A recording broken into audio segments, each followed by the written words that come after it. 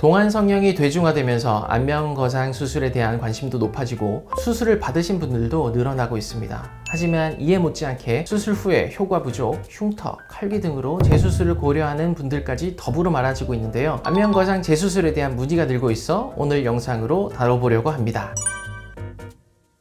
안면거상 수술 후 재수술 시기는 통상적으로 6개월 이후가 가장 바람직합니다. 먼저 한 안면거상으로 생긴 흉살이 부드러워질 때까지의 최소 시간이기 때문인데요. 겉으로 보이는 피부가 회복되었다 하여도 실제로 박리를 해보면 유착이 심한 경우가 많습니다. 또한 이 시기에 섣불리 수술을 하게 되면 조직이 단단하게 뭉쳐서 더 유착되거나 혈종이 발생할 확률이 높기 때문에 최소 6개월 이후에 재수술을 하는 것이 좋다고 말씀드립니다.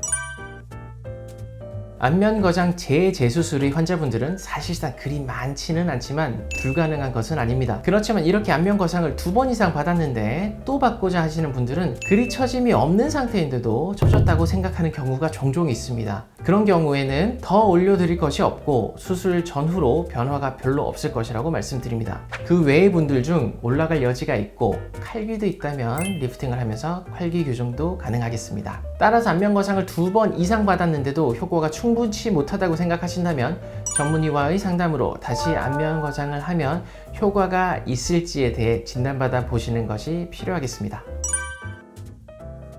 안면거상 수술 후에 유난히 흉터가 커 보이는 경우가 있습니다. 이는 2가지 측면에서 볼 수 있는데요. 첫 번째는 봉합 부위가 벌어지려는 장력에 의하여 늘어나는 경우입니다. 셋밥을 뽑을 당시에는 선으로 있던 흉터가 주변 피부의 당기는 힘에 의해서 폭이 점점 넓어진 것이죠. 전에도 말씀드렸는데요. 성형외과에서 봉합의 기본은 노 텐션 수처입니다. 스마스를 잘 방이하여 스마스를 당겨주는 것으로 리프팅의 효과를 내어야 하는데 M1 피부를 과도하게 절제하고 억지로 당겨서 봉합을 하게 되면 흉터가 넓어져 보이게 됩니다. 2번째는 비후성 반응과 켈로이드입니다. 상처가 회복되는 과정에서 결체 조직의 비정상적인 반응에 의해 비후성 반응과 켈로이드가 생기게 됩니다. 이 둘의 차이는 단골 시험 문제이기도 하죠. 내원하셔서 켈로이드 체질이라고 말씀하시는 분들의 대부분은 켈로이드 체질이 아니었고 수년 내에 볼록하게 올라와 있던 흉터가 다시 낮아진 비후성 반응의 흔적이 있었습니다. 켈로이드는 처음의 흉터의 범위를 넘어서서 커지고 시간이 지나도 좋아지지 않습니다. 반면에 비후성 반응은 처음에 흉터 범위를 넘지 않으며 부풀어 올랐던 흉터는 수년 내에 가라앉습니다. 이것이 비후성 반응과 켈로이드의 가장 큰 차이라고 하겠습니다. 비후성 반응이라도 흉터가 부풀어 있는 동안 환자는 스트레스를 받을 수 있기 때문에 수술 전 흉터의 경과에 대하여 잘 설명해주고 그에 대한 동의를 얻는 것이 필요합니다. 켈로이드성 피부가 맞다면 수술을 하지 않기를 권합니다.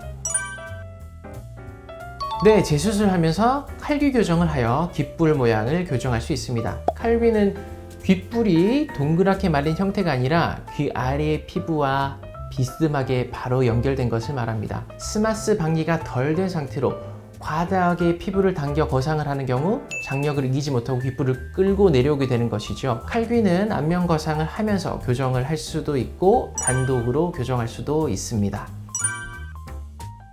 재수술이 첫 수술보다 효과가 떨어진다는 말이 나오는 이유는 아마도 재수술이 난이도 때문이 아닐까 싶습니다. 재수술의 경우 첫 수술보다 조직이 단단하고 유착이 있어 박리도 어렵고 출혈도 잘 생겨 더 주의해야 하는 부분이 많기 때문에 더 까다로운 수술인 것은 맞습니다. 하지만 흉살은 부드러워지더라도 흉살입니다. 더 단단하기 때문에 스마스를 잘 박리해서 당기고 잘 고정해준다면 버텨주는 힘은 첫 수술보다 오히려 더 좋기에 재수술의 효과가 결코 덜하지 않다는 것이 제 소견입니다.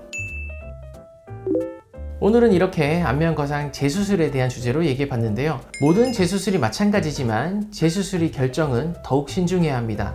그렇기 때문에 첫 수술에서 만족스럽지 못했던 부분이 무엇인지 어떤 부분이 개선되었으면 하는지를 인지하고 상담 시 전문의와 함께 논의하여야 합니다. 오늘 준비한 내용은 여기까지입니다. 내용이 도움이 되셨다면 구독과 좋아요, 알림 설정까지 부탁드립니다. 이상 김준영 원장이었습니다. 감사합니다.